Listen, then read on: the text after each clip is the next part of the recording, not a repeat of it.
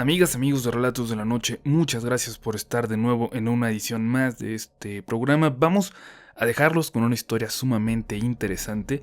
La verdad es que nos deja mucho que pensar y bueno, que cada quien saque sus conclusiones, piense en sus teorías. Recuerden compartirlas, eso sí, con nosotros en los comentarios. Pero bueno, sin más, pasamos a la historia de hoy y recuerden que están escuchando Relatos de la Noche.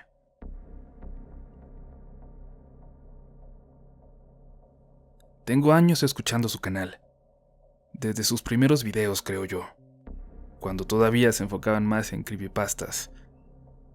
He visto su evolución y al final me he sentido con confianza para compartir mi historia.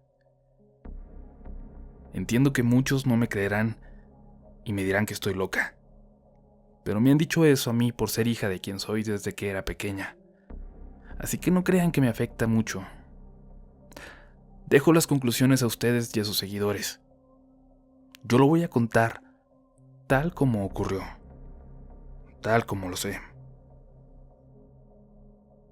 Toda mi vida viví junto a mi madre y mis hermanos en el pueblo de Los Reyes, en Coyoacán. Mis hermanos mayores sufrieron mucho por el abandono de mi padre. Yo la verdad recuerdo poco o nada de él. Las pocas memorias que tenía se fueron borrando por nunca hablar de ellas. Pedro, mi hermano, se fue a los 17 años, peleado con mi madre, y no volvimos a saber de él. La chica que era su novia nos dijo que se fue para el norte a buscar a mi papá. Nunca supimos si eso era cierto y, de ser así, tampoco supimos si llegó a encontrarlo. Jaime era el siguiente, apenas 3 años mayor que yo, pero siempre al pendiente de ayudar a mi mamá, siempre buscando trabajitos y formas de traer algo a la casa. Lo que fuera, todo ayudaba. Mi mamá era secretaria, pero lo que ganaba no era suficiente para los gastos de todos, y eso que hacía tiempo que nos habíamos olvidado de escuelas privadas y cualquier tipo de lujos. Un 18 de abril, lo recuerdo perfectamente porque fue 2 días después de mi 10º cumpleaños, mi mamá no volvió a casa a dormir. En realidad, ya nunca volvió. Sus hermanas la buscaron por mar y tierra, por hospitales y semefos, pero no llegaron a averiguar nada. En su trabajo les dijeron que había salido con toda normalidad. Incluso, varias de sus compañeras dijeron que se fueron con ella en el transporte a casa hasta que se fueron bajando una a una. A las semanas, mi tía Juana se quedó con nosotros en casa para cuidarnos, y desde entonces se hizo cargo de Jaime y de mí como si fuéramos sus hijos.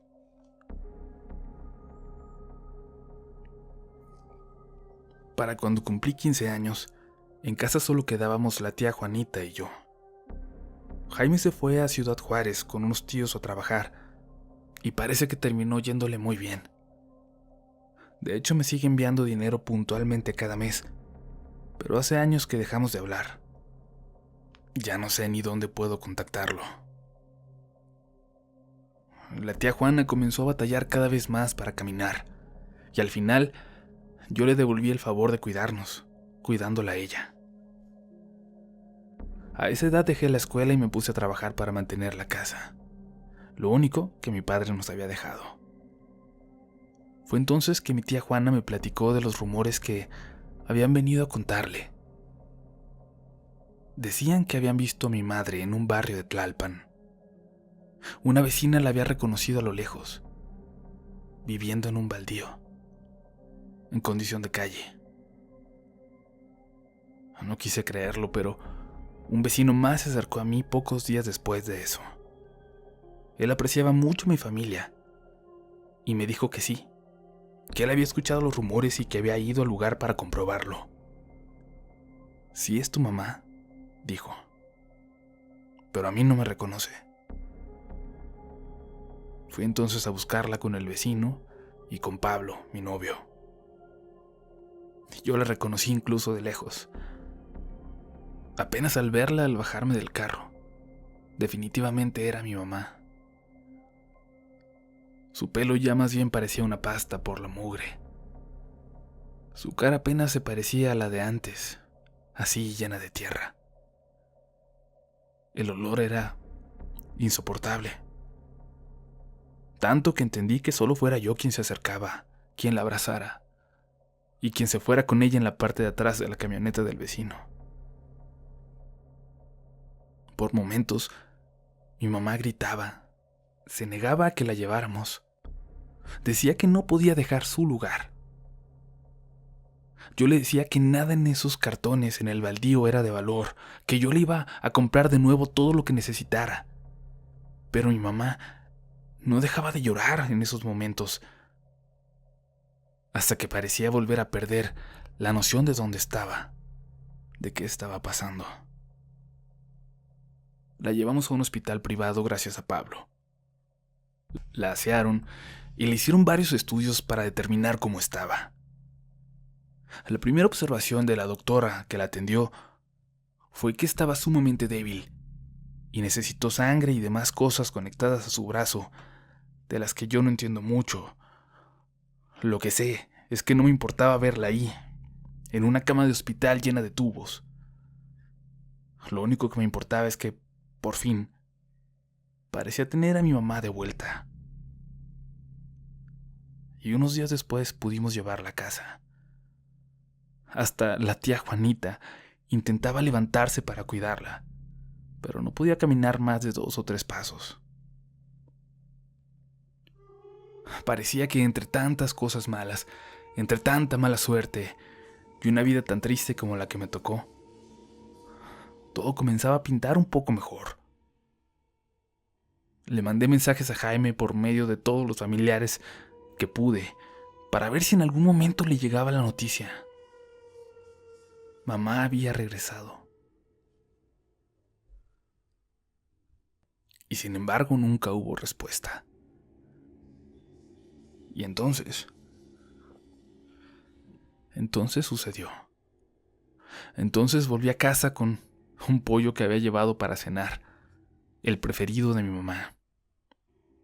Me acompañaba Pablo y cuando entramos en la sala, nos encontramos a la tía Juanita en el suelo, llorando desesperada sin poder levantarse.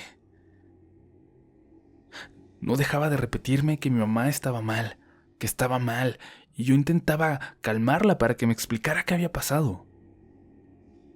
Pablo buscó por toda la casa y se dio cuenta de que mi mamá ya no estaba, así que salió a buscarla al patio. Mi tía se calmó como pudo y me dijo que había escuchado pasos en el techo, que le dijo a mi mamá que pidiera ayuda, que se habían metido unos ladrones y que mi mamá, fuera de sí, la vio con una gran sonrisa, con una macabra sonrisa y le dijo, ya vinieron por mí. Mi tía entonces empezó a gritar a los vecinos por ayuda y mi mamá se lanzó hacia ella, dándole manotazos en la cara y tratando de ahorcarla. Mi tía apenas si pudo defenderse en sus condiciones y luego solo rogarle que la dejara. Y entonces mi mamá volteó hacia arriba y salió corriendo al jardín. Mi tía había intentado detenerla, pero apenas pudo dar 2 pasos antes de caer. La voz de Pablo me llamó entonces, temblorosa, desde afuera. Cuando salí vi que Pablo miraba hacia el techo, que miraba aterrorizado a mi madre, sentada muy cerca de la orilla del techo, sonriendo y cantando, con su camisón lleno de sangre. Con ayuda de los vecinos pudimos bajarla y ponerla en una ambulancia. La señora de al lado se quedó a cuidar a mi tía Juanita. En el hospital nos dijeron que mi mamá había perdido mucha sangre, pero no se explicaban la razón. No había ni una herida, ni una marca. La dejamos una noche ahí para que se recuperara, y yo quise apurarme a regresar a casa para asegurarme de que mi tía estuviera bien. Cuando llegamos, varios vecinos esperaban frente a la casa. Y dentro, mi tía, la señora con la que se había quedado y el hijo de esta, estaban en shock, completamente aterrorizados. Y es que, casi en cuanto nos fuimos a llevar a mi mamá al hospital, los mismos pasos en el techo que habían descontrolado a mi madre volvieron a escucharse. Pero esta vez, las dos señoras oyeron con toda claridad como varias personas bajaban hacia el patio trasero, que está completamente oculto para los vecinos. La tía Juana le pidió a la señora que la dejara y que corriera a pedir ayuda, pero ésta solo intentó atorar las puertas y comenzó a marcarles desde ahí a su hijo, un chico que no pasaba de 14 años, para que fuera a pedir ayuda a él. Al parecer, el niño sí le gritó a los vecinos, pero luego decidió correr a ayudar a su mamá antes de que lo acompañaran. Y cuando entró solo al patio, una mujer de blanco parecía esperarlo frente a la puerta de la casa. Y se abalanzó hacia él con los brazos al frente como si quisiera abrazarlo. Y el pobre niño salió corriendo a la calle de nuevo. Momentos después, ya con los demás vecinos, lo acompañaron a entrar de nuevo y le tocó a su mamá. Revisaron la parte de atrás, el techo y los patios de los vecinos, pero no hubo señales de nada, absolutamente nada anormal. En eso llegamos nosotros. Ni siquiera tengo que aclararlo, pero quiero decirles que amo a mi madre con todo mi corazón, pero también a mi tía. Y yo en ese momento supe que algo estaba muy mal, y supe que era hora de perder las esperanzas de que todo volviera a la normalidad con mi madre. Cuando regresó a casa, le dimos sus medicamentos y parecía estar casi normal. Ayudaba en la casa, cuidaba a la tía Juanita, aunque parecía no recordar que se trataba de su hermana. Y a mí me hablaba por mi nombre, Estela. Y parecía saber quién soy, pero nunca me dijo Tita, como ella me había llamado desde bebé. Una tarde, al volver del trabajo, mamá se había ido de nuevo. Mi tía Juanita estaba deshecha, pero yo le hice ver que no era su culpa, que no se trataba de ella. Y fui a buscar a mi mamá en ese mismo lugar en Tlalpan, y ahí estaba de nuevo, como si nunca se hubiera ido de ese baldío, hablando sola, incoherencias, sin siquiera voltear a verme. Intenté llevarla a casa 2 veces más, y desaparecía al primer descuido. Y siempre volvía a aparecer allá. Una de esas veces que fui a tratar de regresarla, un niño en bicicleta me vio hablándole y me preguntó si conocía a la bruja. Me enojé y le dije que no era una bruja, que solo estaba mal y que había olvidado quién era. Pero el niño aseguraba que por las noches la visitaban otros brujos en ese baldío. Todos aquí saben, dijo. Vienen y le chupan la sangre. Ni siquiera pude preguntarle a qué se refería cuando ya se estaba alejando en su bicicleta. Cada semana voy sin falta 2 veces a dejarle comida a mi madre.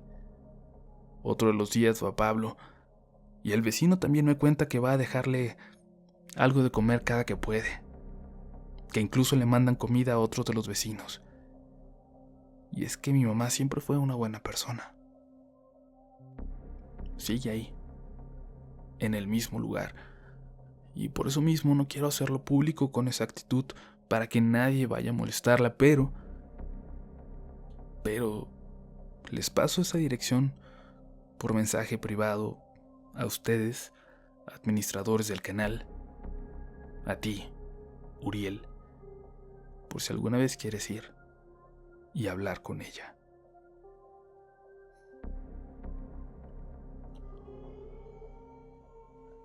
Comunidad, muchas gracias por quedarse hasta el final de este relato. Coméntenos qué les pareció, la historia, qué creen al respecto. Y bueno, agradecerle muchísimo a Estela que la compartió por la confianza. Esperamos que todo vaya mejor, que todo mejore con tu mamá y con tu familia. Y bueno, a la comunidad le decimos, sabemos que hay varios videos pendientes. En Facebook ya hemos hecho algunos anuncios al respecto, por eso les recomendamos que también nos sigan por allá. Díganme hola en Twitter, ese link también está en la descripción y recuerden que la mejor forma de apoyar al canal y al contenido que hacemos es dándole pulgar arriba si les gustó el video y compartiéndolo con un amigo, con una amiga que guste también de estas historias extrañas, de estas historias de terror y paranormales.